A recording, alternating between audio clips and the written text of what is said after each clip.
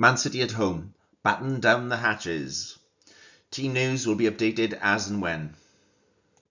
We'll start with team news. Doku is a doubt with a calf injury. Diaz is out with a hamstring. Gvardiol is out with a leg. Stones is out with a thigh. Kovacic with an ankle. And Savinho with a thigh. For us, Davis with an ankle, Kulusevski with a knee, Maddison with a knee, Bentancur with a thigh, Kudus with a thigh, Richarlison with a thigh, Bergvall with an ankle are all out. Also, Porro with a hamstring, and Van de Ven is doubtful with a knock. Tel, Bissouma, Gallagher, Souza and Dragusin are back available after the Champions League. So, team predictions. Looking at Man City's last games against Galatasaray and Wolves, I've chosen the same defence as against Wolves. Rodri didn't play against Galatasaray, so you'd presume he'd come in. I've gone for the same centre midfielders as Wolves. Semenyo had a rest against Galatasaray, so he's in, and I also think Foden might get a run out to rotate. Marmoush started against Wolves, and I feel Pep might give him a start here against Romero and Danzo with a question mark on Van de Ven. I feel he might want Marmoush's trickery rather than the battle Haaland would offer. I feel Frank will keep the same system in terms of his 3-4-2-1, or probably a 5-2-2-1, bringing in Gallagher and Solanke. On to my opinion of City's strengths.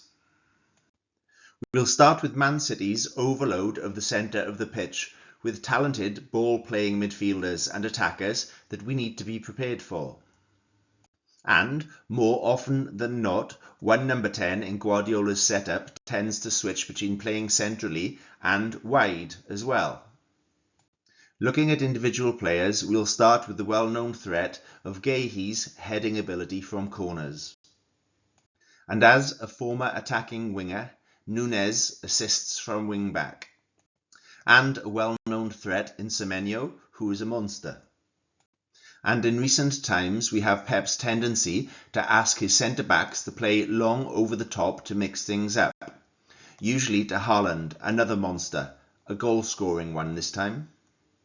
We could go on and on about the threat of City's players, but I do have to mention Doku, who scares the life out of me when he's one-on-one.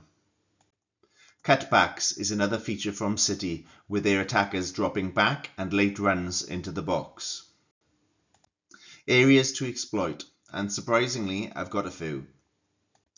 When Semenyo stays wide, attack down their open side. Press Rodri. It's like he's the key to the lock. Look at Bodo Glimt. They got out and about him and pressured him. Cue a 3-1 loss and a red for Rodri.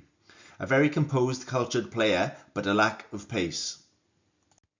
Donnarumma likes a punch from a cross, which can cause chaos. Nunez is a converted winger playing at wing-back, and I still feel he is nervous in defence.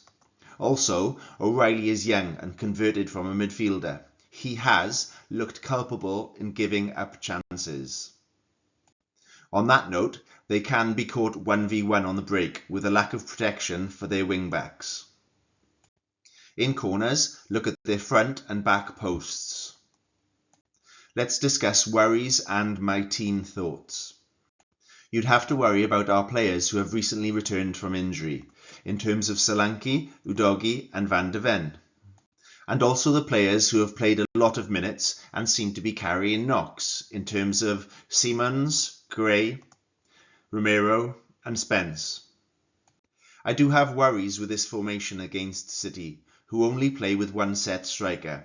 I'm nervous about being outnumbered in front of our defence if we play a strict 3 at the back, as Man City overload the central area of the pitch.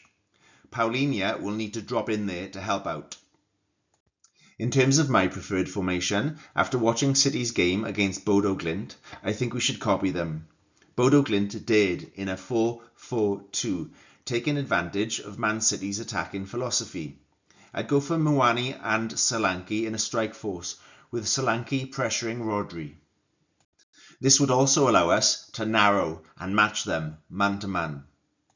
This has been a preview from Dear Tottenham Hotspur. Visit our website for more previews, reviews and thoughts. Yours sincerely and faithfully. Come on, you Spurs.